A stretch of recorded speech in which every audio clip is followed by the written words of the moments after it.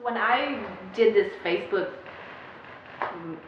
blast, I said, I'm asking for Hmong women who are storytellers, first and foremost, who wants to come and collaborate and create this conversation.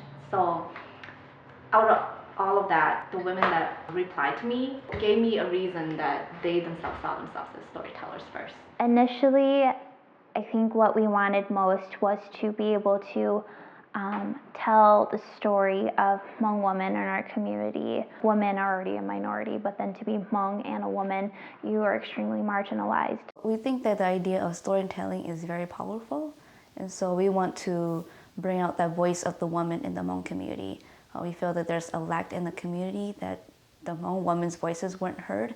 We are all storytellers, so we're all very different because mostly I do narrative filmmaking, and then Pa Na does animation, and Laichee does performance, and then Yang does painting. But definitely, I think the ideal will be in the vacant lot with just a door standing in the middle of the vacant lot. You look through the little peephole, there's a totally different environment in there. But then when it comes to that idea, like I would love the idea, but then we're gonna create an animation and load it onto like a little electronic. There comes a lot of liability, so that's what I'm trying to figure out, like what is the best way to install something with technology and still be able to be ensured that the project is gonna be safe and sound. And not be vandalized or like stolen or like ripped apart. My short film I want to project is more about the gender role in our Hmong community, where the boy and the girl, the different dynamics and how their life progresses as they're from a baby all the way to adulthood, into, all the situations that they will go through and the different dynamics and the different non-equality that they experience. Just the whole idea that all of us is moving away from what we're really used to and trying to reintroduce it into the community in a different format.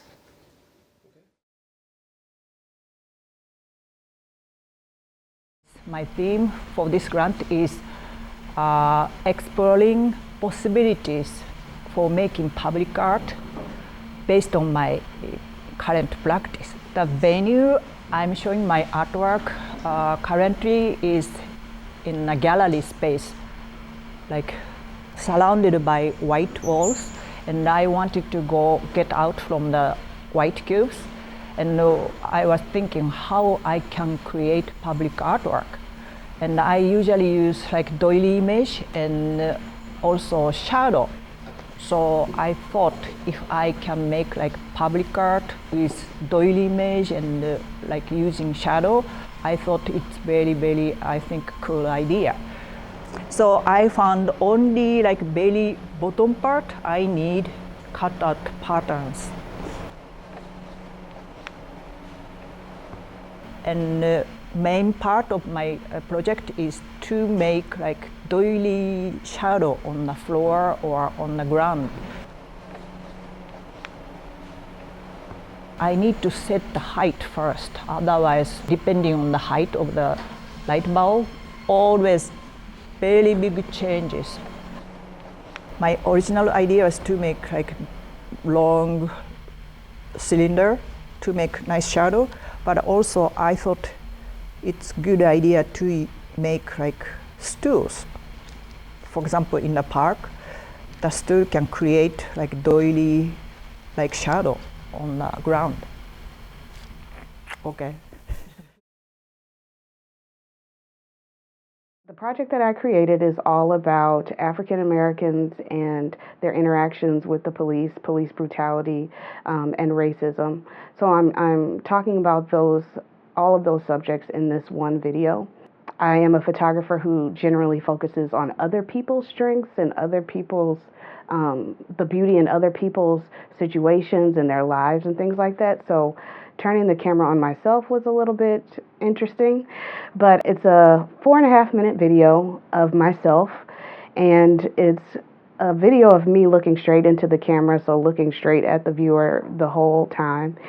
And I'm watching clips of different things that are happening in the country, so happening in America as it relates to police violence, the riots that had occurred as a result of some of the police brutality that's happened around America. And the only thing that you see on the screen is me. You see flashes of the different video clips flashing on my face. So you see the different colors, the reds, the blues, all those things that would happen as if you're watching a TV screen. And the thing that you hear is the narrative of the piece, which is different clips of riots, police brutality, different speeches, different pundits talking about it. And it creates the soundscape of the piece. The idea is to project it on the inner city buildings, and then to have the viewer be able to walk into the space and hear the soundscape. People would be very curious about what it is that's being projected. So then they'd walk into this area in which the sound would be projected, and then they could experience the whole piece. Colorblindness as an ideology is almost a willful neglect. I'm going to close my eyes to the reality both of diversity and the reality of inequality. In my view, isn't to be blind to one another, but to see each other as we are, with our full range of experience, all of our baggage, as well as all the beauty that we bring,